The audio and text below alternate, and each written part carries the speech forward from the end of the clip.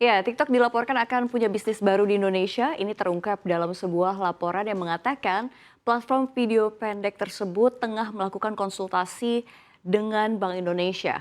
Terkait bisnis tersebut, ini layanan pembayaran, TikTok membicarakan soal pengajuan izin layanan pembayaran di Indonesia.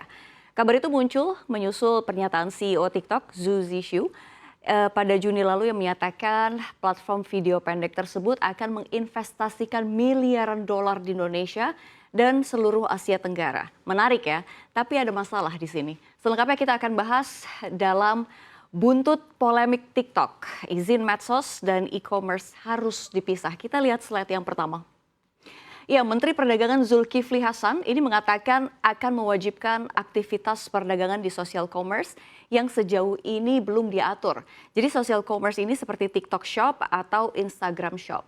Aturan itu akan tertuang dalam revisi Peraturan Menteri Perdagangan atau Permendag nomor 50 yang mengatur ketentuan izin usaha, periklanan, pembinaan, dan pengawasan pelaku usaha dalam perdagangan melalui elektronik.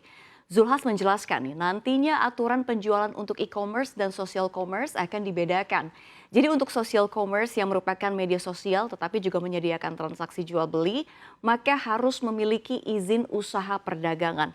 Ini kalau kita baca begitu ya dari Pak Zulhas. Nanti untuk jualan harus ada izin lagi berdagang. Jadi ada dua izinnya. Lalu kalau kita lihat dalam Permendag tersebut, ia juga menjelaskan social commerce ini dan e-commerce tidak boleh menjadi produsen. Zulhas juga menerangkan akan ada daftar barang yang boleh dan tidak boleh diimpor melalui e-commerce dan social commerce.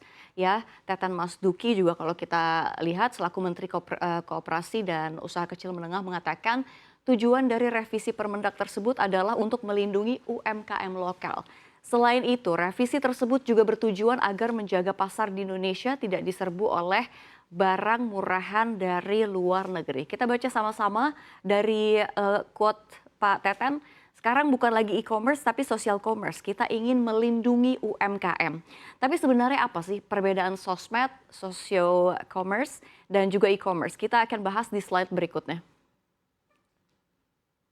Ya, istilah social commerce ini mungkin tidak seterkenal e-commerce ya. Meski begitu, keduanya sama-sama menjadi model bisnis modern yang banyak digunakan saat ini. Pasalnya, tren bisnis online memang semakin digandrungi banyak pihak. Semua jenis usaha nampaknya bisa menghasilkan uang terlebih jika dilakukan secara digital. Hal ini mendorong munculnya berbagai inovasi baru dari fitur e-commerce dan nggak hanya itu aja, media sosial pun nggak ketinggalan mengembangkan fitur bisnisnya baik Facebook, Instagram, Line, WhatsApp, atau TikTok semua berlomba-lomba menciptakan fitur bisnis terbaik. Lantas apa perbedaan e-commerce dan social commerce? Ini kalau kita lihat menurut e-commerce guide, ini e-commerce atau e-niaga begitu ya, adalah bentuk dari perdagangan yang menggunakan platform digital dengan model bisnis yang memungkinkan terjadinya jual beli secara online. Dapat disimpulkan bahwa e-commerce adalah media yang memungkinkan terjadinya jual beli melalui jaringan internet. Artinya ini penjual dan pembeli tidak harus bertemu secara langsung. Sementara itu kalau kita lihat menurut Sprout Social, ini social commerce adalah praktik jual beli barang atau jasa yang dilakukan dalam platform media sosial. Model bisnis ini memaksa media sosial untuk berkembang melebihi fungsi awalnya. Seperti yang kita ketahui begitu ya, pada mulanya ini media sosial kan merupakan media interaksi antar pengguna begitu ya. Kita bisa membagikan momen dan cerita di media sosial. Namun perkembangan bisnis digital ini mendorong perubahan fungsi media sosial. Kini media sosial secara lebih modern digunakan untuk melakukan jual beli secara langsung. Hal ini tentu menyebabkan sebagian pengguna e-commerce mulai beralih menggunakan media sosial untuk berbelanja. Jadi ada beberapa media sosial yang kini telah menyediakan fitur jual beli, misalnya Line Shop, TikTok Shop, dan Instagram Shopping. Aplikasi tersebut memadukan fungsi media sosial dasar dengan fungsi niaga. Lalu posisi TikTok ini masuk kemana ya? Ini kita lihat slide berikutnya. Ya, ini memang belakangan berjualan melalui media sosial seperti TikTok, Instagram, hingga Facebook tengah marak terjadi. Lantas apakah menjual lewat sosial media bisa lebih untung dibanding lewat toko online? Ini kalau menurut pengamat brand dan pemasaran Yusowadi ini berbelanja melalui toko online atau e-commerce maupun media sosial atau social commerce begitu ya, memiliki pasarnya masing-masing. Tetapi jika para penjual tidak memiliki basis yang kuat di sosial media, ini maka akan lebih baik berjualan di e-commerce sebab di e-commerce berkumpul semua penjual dan pembeli. Selain itu e-commerce dengan social commerce juga masing-masing memiliki kelebihan dan kekurangan yang bisa saling melengkapi. Jadi nggak bisa dibilang mana yang lebih untung belanja lewat toko online atau sosial media. Dan akhir-akhir ini algoritma TikTok menjadi sorotan asing. Jadi media Financial Times ini membeberkan manuver TikTok terkait pemanfaatan data pengguna. Ini kalau kita lihat nih ada Mas Bima Yudhistira, Direktur Center of Economic and Law Studies. Dia mengatakan algoritma TikTok dikritik oleh beragam pemerintah di negara tempat TikTok beroperasi karena memungkinkan platform menggunakan data pribadi tanpa persetujuan pengguna ya. Jadi menurut Bima, algoritma TikTok itu beresiko digunakan untuk mendorong penjualan barang impor asal Tiongkok. Jika situasinya ini dibiarkan, penjual yang menjual barang impor semakin populer. Di sisi lain, Bima juga meminta pemerintah berhati-hati dengan TikTok meski nilai investasinya besar, perusahaan besutan Tiongkok itu juga tengah agresif masuk ke ranah jual beli barang online. Tapi sebenarnya pemirsa, ini socio commerce harus dipisahkan nggak sih? Kita lihat slide berikutnya. Ya, ini peneliti Indef, Izzuddin Faras menilai langkah yang dilakukan oleh pemerintah untuk membedakan aturan main transaksi penjualan di e-commerce dengan social commerce seperti TikTok Shop adalah langkah yang tepat.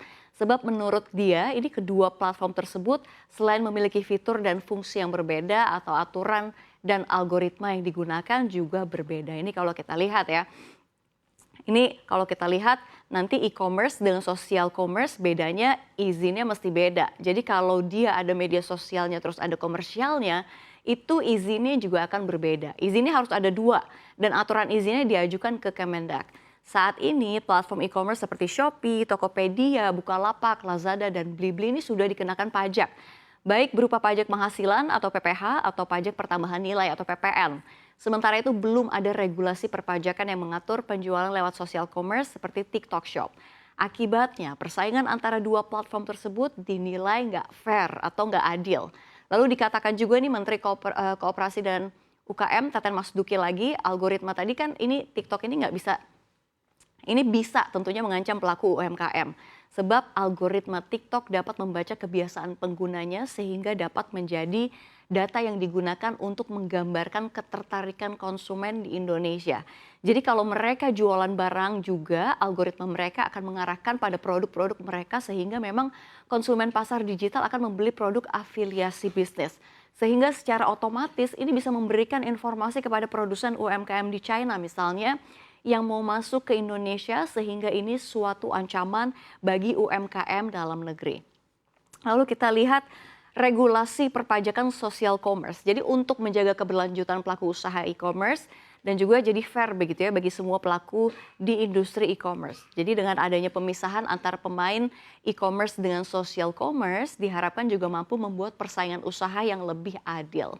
Ya, tentu kita harapkan saja ya langkah yang dilakukan oleh pemerintah untuk membedakan aturan main transaksi penjualan di e-commerce dan social commerce seperti TikTok Shop ini adalah lagi-lagi ini merupakan langkah yang tepat sudah dipastikan. Sebab kedua platform tersebut selain memiliki fitur dan fungsi yang berbeda, aturan dan algoritma yang digunakan juga berbeda. Dan tentunya dengan adanya pemisahan aturan main antara e-commerce dan social commerce diharapkan mampu membuat persaingan usaha yang lebih adil lagi.